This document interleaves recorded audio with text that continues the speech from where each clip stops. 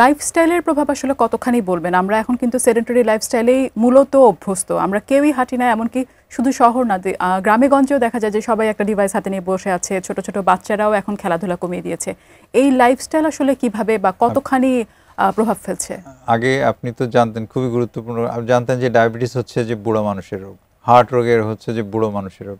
কিন্তু আমি সেদিন পেলাম 7 বছর বয়সে বড়দের যে ডায়াবেটিস, টাইপ 2 ডায়াবেটিস, শিশুদের ডায়াবেটিস হয় সেটা টাইপ 1, কিন্তু বড়দের যে ডায়াবেটিস, টাইপ 2 ডায়াবেটিস সর্বনিম্ন 7 বছর বয়সে আমি পেলাম একটা বাচ্চার। এত মোটা বাচ্চা, সারাদিন মোবাইল নিয়ে বসে থাকে, প্রচুর খাওয়া দাওয়া করছে, খেলাধুলার কোনো সুযোগ নাই।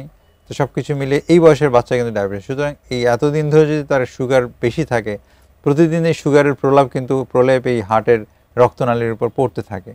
এবং লাইফস্টাইল আপনি ঠিকই বলেছেন, যেটা হচ্ছে যে আপনি যদি রাস্তায় একজনকে জিজ্ঞেস করেন যে হাঁটছে সকালবেলা, সাপোজ দেখবেন যে জিজ্ঞেস করবেন যে আপনি কেন হাঁটছেন, সবাই বলবে যে আমি ডায়াবেটিস হয়েছে, কন্ট্রোলের জন্য হাঁটছে। কিন্তু ডায়াবেটিস যেন না হয় প্রতিরোধের জন্য কিন্তু কম লোকই পাবেন। সুতরাং ডায়াবেটিস হওয়ার পরে যে আমরা হাঁটছি, সেই হাঁটাটা যদি ডায়াবেটিস হওয়ার আগেই হাঁটতাম তাহলে কিন্তু ডায়াবেটিস হয় না আমাদের।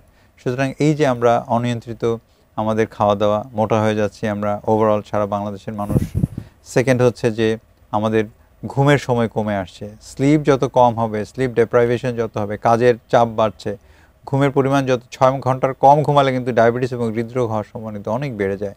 ফাস্টফুড কালচার, কেমন আমরা চটপট কিছু একটা খেয়ে ফেলতে চাই, কেমন, আর বাইরের খাওয়া দাওয়া, এখন তো অ্যাপ আসছে, শুধুমাত্র এক ক্লিক করলেই বাসায় এত এত খাবার চলে আসে, কেমন, এইগুলো আসলে ঠিক না।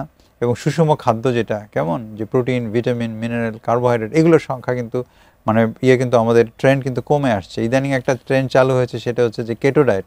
সেখানে কম কার্বোহাইড্রেট খেয়ে বেশি বেশি প্রোটিন, ফ্যাট এগুলো খাওয়ার একটা চল শুরু হয়ে গেছে। এবং এখানে আমি বলতে চাই যে এই ধরনের যে ভুল খাবার, লো কার্বোহাইড্রেট খেলে সবাই মনে করে যে ওজন কমে যাবে, ডায়াবেটিস কমে যাবে, কিন্তু মৃত্যুর ঝুঁকি বাড়বে এবং হৃদরোগ হয়ে মৃত্যুর ঝুঁকি কিন্তু 52% বেড়ে যায় যদি আমরা কার্বোহাইড্রেট পরিমাণ কম খাই। ব্রেন স্ট্রোক হয়ে মৃত্যুর ঝুঁকি প্রায় 50% বেড়ে যায় এবং ক্যান্সারের সম্ভাবনা 35% বেড়ে যায় যদি আমরা সুষম খাদ্য গ্রহণ না করি। আপনি খুব গুরুত্বপূর্ণ প্রশ্ন করেছেন যে লাইফস্টাইলের কী গুরুত্ব। আসলে দেখেন, এই যে ক্রনিক ডিজিজগুলো আমরা বলছি, ডায়াবেটিস, প্রেশার, হার্টের রোগ, কোলেস্টেরল, প্রত্যেকটা জিনিসের উপরে কিন্তু মেইন যে জিনিসটা প্রভাব ফেলছে সেটা কিন্তু আমাদের লাইফস্টাইল।